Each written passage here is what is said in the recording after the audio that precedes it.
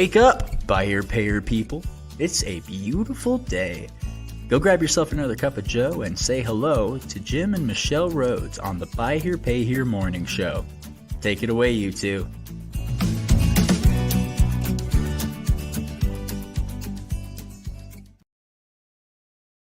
Good morning. Good morning, Buy Here, Pay Here Good people. morning, Buy Here, Pay Here people. Happy Wednesday. Wait, it's not Wednesday. Or it's not Wednesday, it's Monday. I was just about to ask I you know, what day right? it was. I don't know what day it is. Wednesday, where'd that come It's from? not, I don't know. You better It's get some more Monday. coffee. It's Monday. Happy Monday, all. And I bet you, yeah, people are like, I'm already ready for the weekend. It's Wednesday. Yeah, that's right. Yeah, it's happy Monday. And we had a good weekend and are ready to kind of rock and roll. Had some Are we? good, well, kind of. Okay. Had some good brainstorming stuff.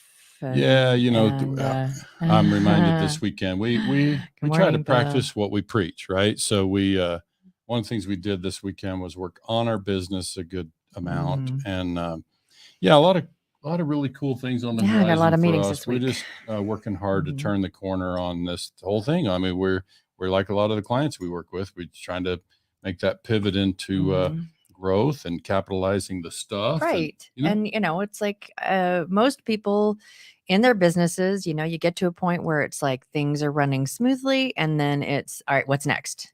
And what are we going to do next? Right. And it's time to make another pivot, unless you just are like, hey, it reminds me of a client that Jim used to have way back in Car Biz days. Yeah, don't say where. I thought you were going to say where, so try not to do that. So, or who or where. But Jim was like, hey, I can help you grow your business. And he said, Jim, I sell 25 cars a month. And I don't want to sell 26. Right. And so, we have found that sometimes you find your niche, you find your sweet spot, you find the, where you feel the most, it's like the best for incoming, outgoing, all the stuff. Good morning, Karen. Yeah. And it's not always about increasing revenue or, sales volume, whatever. Yeah. Sometimes it's about transitioning to a place where you can, either be more absentee, as we've talked about, be involved less in your business. Like we always talk about with our clients, we're always trying to help our clients move to a place where they're not so tethered to their business.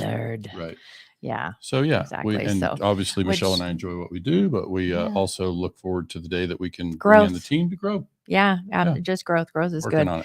On it. So that's a little bit of a segue. We've got that event coming up in September, which is only has seats for 4 dealers, and you're going to want to grab one. You're going to want to grab one because I'm not sure how many we have left. And the way I've been saying that, I'm in discussion with a number of people that have pretty strong interest. So I would say that the way I've been explaining is like if you're facing some kind of 6-figure, in the next year or two, you got some big stuff on the horizon, whether that's upscaling, downscaling, whatever, recapitalizing. I mean, then I would say this event could be for you. That should be. But I mean, the long and the short of it, not the event's great if you can do it, but it's like we always grow, and so it's kind of fun, and I enjoy with Jim having the brainstorming sessions, and it's like, all right, so where are we going? What where do we choose to go? Sure. And kind of part of the cool thing about our experience is that we recognize more and more and more it's about where do you choose to go, because where you choose to go is possible. Sure. Little trivia thing. Who can name on the mug what the mug What's represents? The mug? Who can tell what the mug represents? Oh my gosh. It's like, I think it's an easy one, but yeah. Well, not for some. It's easy for you, considering where you grew up. Yeah. So if you know what was on the mug, yeah. Also August 1st.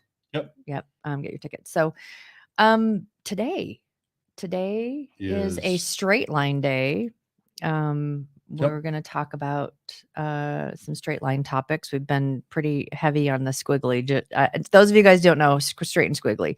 Straight are operational straight line things. It's things that are very policy and procedurally directed. Squiggly are your intangibles. It's it kind of boils down to how to be known, liked, and trusted in your community. How do you want to be known in your community? How do you want to be known, liked, and trusted by your team? Do you want to be known, liked, and trusted by your significant other? Oh, that would be good. That's another one. Right.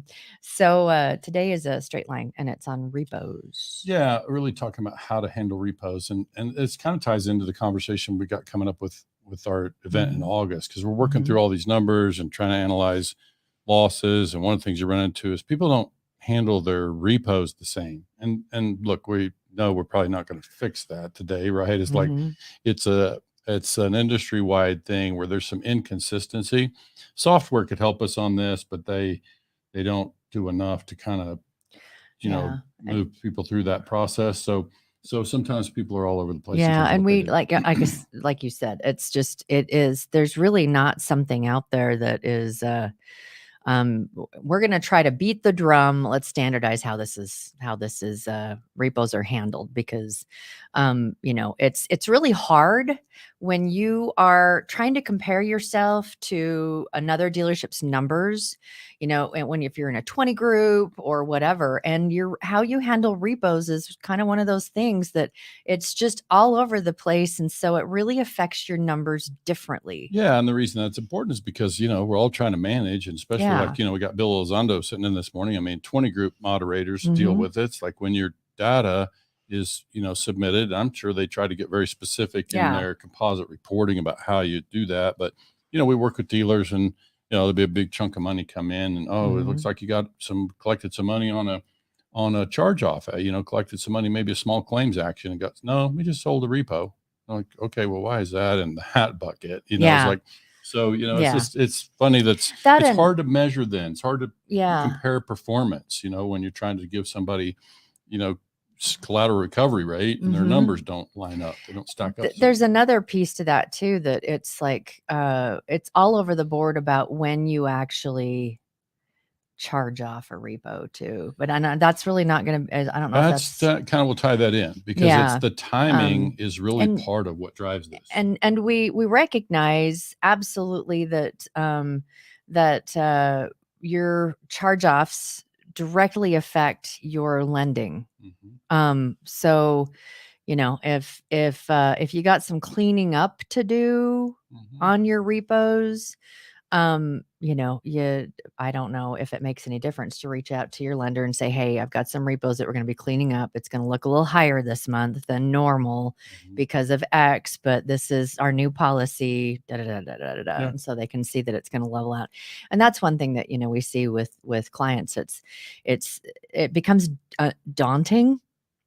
You have things that need to be charged off, and it's like, we've seen like holding on to charge offs, can affect, it can benefit a bonus, and it can also really detrimentally affect like what's really happening in your portfolio. Sure.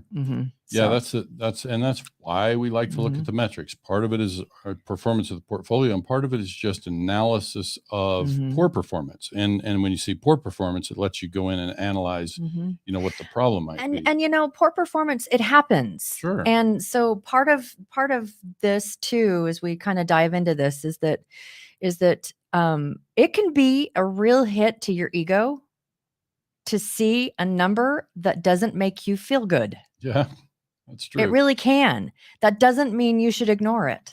Yeah. And I'm glad you used the word policy, because, policy, we really should look at, I think there may be some listening who will hear this broadcast and they don't really have a clear policy. We obviously work with a lot of dealers that are new, a lot of new dealers tune in. And so I would say, if you don't have a clear-cut policy, why don't we write one? And I think by the end of this episode, you'll have a pretty clear understanding of what we would recommend, how that policy would be constructed, because as she touched on, the timing is really critical. And so I'm going to try to give you reasons that this matters. Like to me, it's like you can have a policy that's different maybe than what I recommend. I would say, let's at least try to be consistent with that. But I would say, if you follow this policy that I'm going to recommend, and by the way, Bill Elizondo, you folks that are tuning in, sound off if you have a different approach or whatever. We're happy to hear it. It's just, and after so many years of doing this as a manager, owning a dealership, been a member of a 20 group. We just kind of see that there's some practices that we feel like are more useful than others. And so when we talk about best practices on repo policy, part of the reason that I'm recommending this is I think it's important for us in managing the business. If I'm make me the general manager for a minute. If I'm looking at the receivables report, I'm looking at the delinquency report, I want a clean report at least once a week, certainly once a month. I want a clean report. I want to know what the real assets are. I want to know where we're at in terms of our performance. And when I look at collateral recovery rate and it's down, I want to know why. And I want to be able to eliminate reasons that aren't contributing to that problem, right? Yeah. So that brings up the thing about consistent policy. I would say what we recommend to our clients is a policy of charging off once a month, once a calendar month. So as the month winds down, certain accounts that are eligible based on whatever definition that you put in there, that if they meet a certain criteria, they get charged off. Now, we recognize some people have lines of credit and they've got borrowing bases to think about, and that's a thing. But I would just say, it's going to bite you eventually. Yeah, I would say we got to work that stuff out with a lender, because what we don't recommend is carrying assets that are not performing. Because, our accounting friends would tell you, while it's technically proper accounting wise, you don't have to account for it until you actually charge it off. But what's the policy around charging it off? And we've had a client before that where they're very, very timely. And in their 20 group, they were like, you're doing that too early. But they were very timely about it. They had a very it's like, this is the policy about doing charging off a repo or non-recovered vehicle or whatever, non-paying. But we're talking mostly repo here. They had a very clear policy, and you could track their numbers, and it certainly didn't hurt their portfolio to be timely about it. And and this specific dealer had a financial background and understood the value of getting rid of things out of their portfolio that were dead weight. Right. Good. Yeah. So I think that goes to the thing. It's like, I would want to know, if I were the manager and I looked at a report that says we have 671 accounts on the active list, I want to know that those are performing contracts. Yeah. Like, I just need to know that those are real, active, performing contracts. So when I see that 30 customers are past due or whatever, I know that's my real list. And so that's part of why this becomes important. So when we can settle into a consistent practice, a policy that says we're going to charge off everything that's eligible to be charged off is gone every calendar month. At the close of every calendar month, as an example. Now we charge off what's eligible. And I can hear some dealers saying, but wait, Jim, I haven't sold the car yet. I haven't sold the repo. I haven't finished reconditioning the car. So this approach would say, it doesn't matter. We need a timely repo and charge off process. Once a car's been repoed, and really, by the way, I need to clarify, just for anybody listening who's fairly new, a charge off often, or a skip charge off, sometimes the terminology in this business can be a little tricky, but sometimes you can charge off the account, and terminology by DMS varies too, but you charge off without necessarily recovering the repo, which you also, I would recommend, have a hard policy about that says, even though we haven't recovered the collateral, we're going to go ahead and write off the account. And that's, obviously there's like no payment, certain amount of time, no communication, zero communication. Charge it off. Charge it off. And it's not performing. You can still and then you can come choose up with what you want to do with that owed balance. Sure. Well, you come up with a system. You can still, it doesn't mean, just because you charge it off doesn't mean you don't still work the account and manage the account, but you need a system to manage it off of the receivables report. So the reason that's important is, again, now we got clean assets on our balance sheet, which any CPA, any lender will tell you that's what they want to see. Certainly, as somebody who's looking at performance reports, I want to see clean, consistent charge-offs, that we're getting rid of accounts that, I call it dead wood, those accounts that are not performing, get rid of it. And so now it's like we're cleaning that up, and now we know we got a clean balance sheet and a clean performing business. And so now when we measure things like collateral recovery rate, or those conversion rate numbers that I talk about, then we can have some consistency in that. We can be sure that the portfolio that we have, that we show is active, that we're measuring performance on, it's really clean, it's performing as expected. And now we've got consistency. We can better identify when there's peaks and valleys there, what the source of the valley is not, would be one way to say it. So we can know that we really got a clean portfolio. And then another, it's just kind of the same thing. It's like we end up having an inflated balance sheet. Yeah. When we do that, we look like we have more contracts and more dollars of receivables than are performing. And that's a dangerous place to be. When we're sitting there with those contracts that are not performing and we're still carrying them on our balance sheet, we have to ask ourselves why. Most times that's financial pressure. Sometimes it's lender pressure.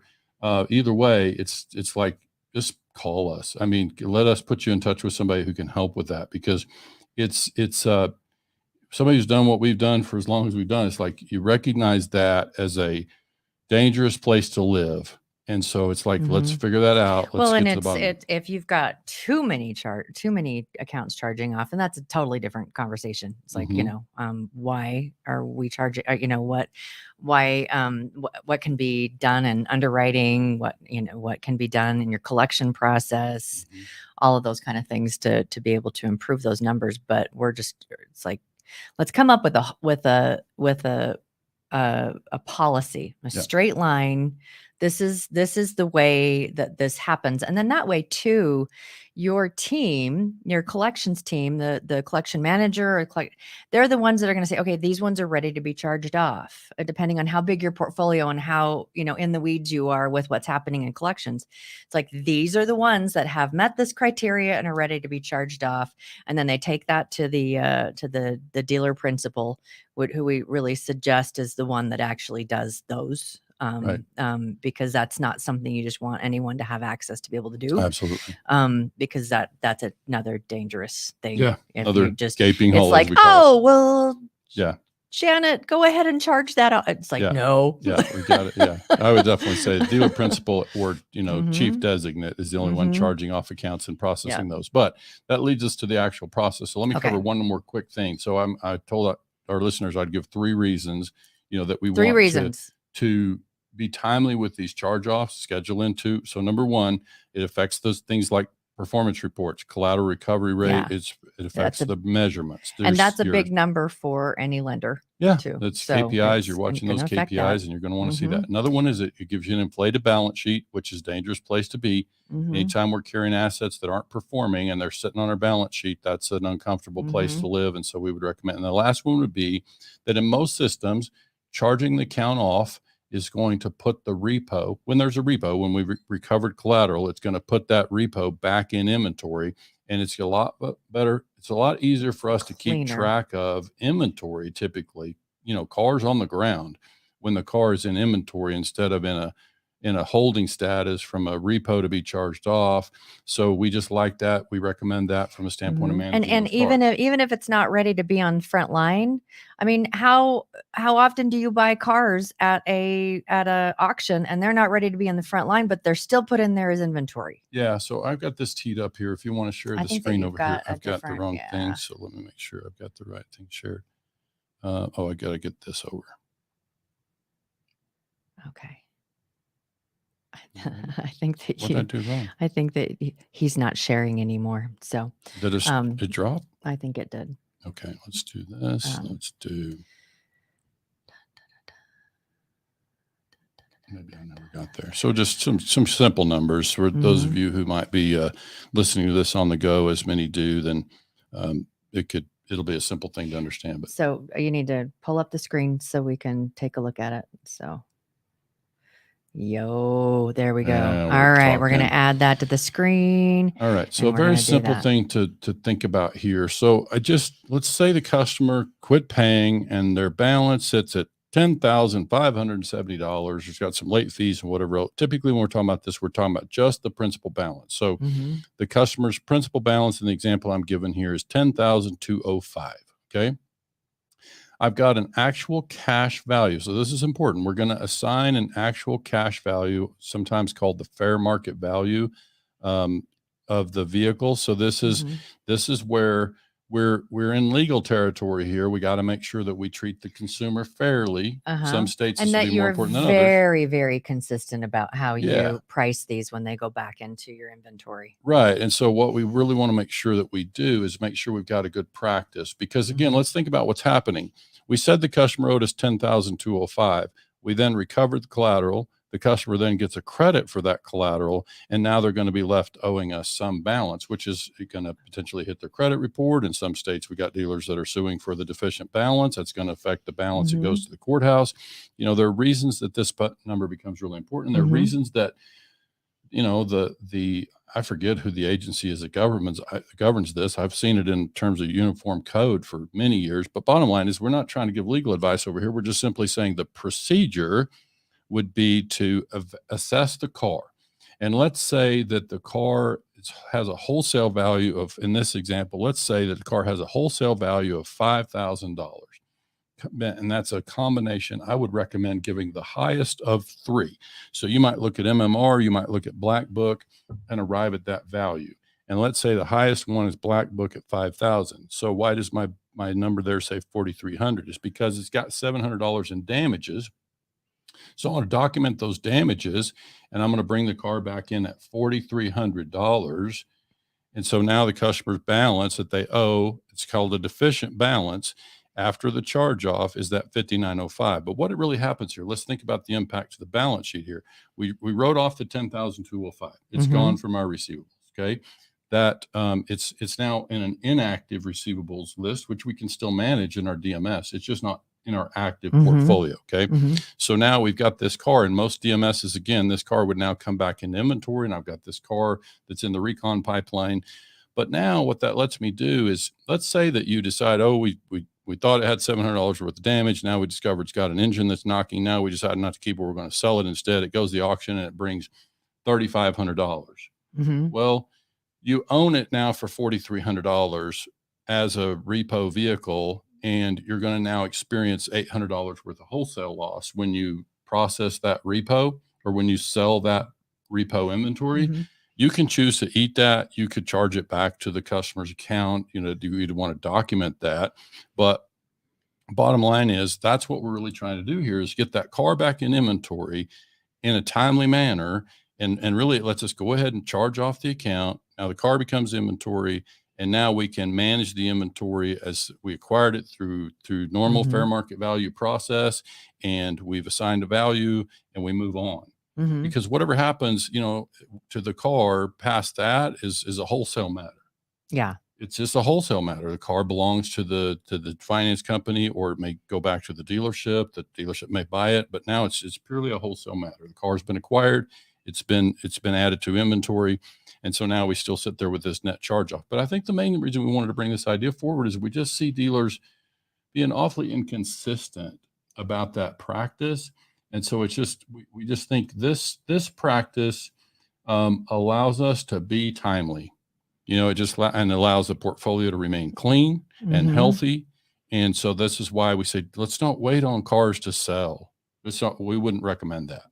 So I would say, let's go ahead and get in a cycle where we're charging off on a routine, and then we'll have a clean portfolio, good clean balance sheet. And all the reasons that the CPAs and the bankers would like that. And then as a business manager, owner, you're going to like seeing that your portfolio is clean and healthy. Yeah. So these are easy things to say. Yeah. When there's a borrowing base in the picture, it's uncomfortable, but it's something that we feel like is something we need and to process. Eventually you're going to have to. It's kind of, it's just. And the car's going to be worth less, 2 months from now than it is today. And so we just have to, we recommend that we just obviously, get just those keep things it clean. charged off. So, yeah. So, figure out what your time frame is. I know, a lot of dealers, it's like 30 days. And then after that point, then, you send out the documentation to the owner and say, this is what the value and the and then go from there. But I think with a lot of states, it's supposed to be around so many. There's usually, once you let them know that it's been repoed and they have a certain amount of time to make it right. But I think that there's different. Aren't there different rules and curing requirements in different states? So just check with your state association. Here's a plug for a state. If you're not a member of your state association, you should be a member of your state association, because these are the kind of things that they can help you with. Yeah. And I would say that's one thing you brought up that I probably should put in a quick mention, because people ask, well, what if the car's not cured by the close of the month? That really doesn't stop you from charging it off. That just means you need to hang on to the collateral in case the customer comes forward to resolve it, in which case you could reverse the charge off. But we know that's a low incident that actually happens. I'm just saying, just because the account's not cured doesn't mean I can't deem it uncollectible and charge it off. It's just a matter of how you're managing it in the DMS. It's not that you're not complying with the legal part of what's required in a curing situation. So these are all things to consider. I just think it's important for dealers to recognize that, we want to try to be consistent. I would say, based on my years of experience, if I were to pick a practice, this would be the one. Yeah. So if you were like to say, you have a 30-day cure or a whatever, and you get to that day of the month that you charge off the repos that you have, and it hasn't reached that 30 days, then wouldn't you just carry that on to the next month? And then it would go out that next month. It's going to depend on the information. I'm typically going to err on the side of charging it off. I'm going to charge it off unless there's some information that suggests that we may get a resolution here. There's an insurance check forthcoming or whatever, but obviously even in case of an insurance check. But I would not do any work on the car until that cure period is done. That's for sure. I definitely wouldn't. Assessment, sure. Go ahead and evaluate the car and be ready and get your quotes together on what it's going to need, so that when that cure date hits, we can go to work on it. But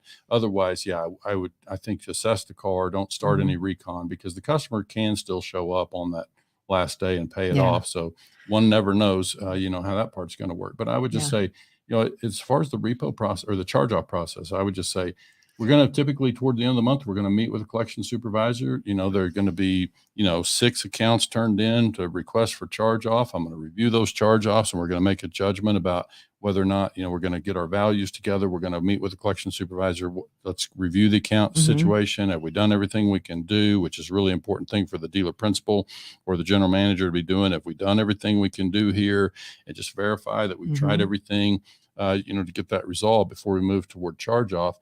And then if the answer is no, there's nothing more that can be done, then we'll move toward getting, an assessment on the car, and move toward charging off the account and putting it back in inventory. And, that assessment on the car, all that kind of stuff can be just part of your process of when it comes in.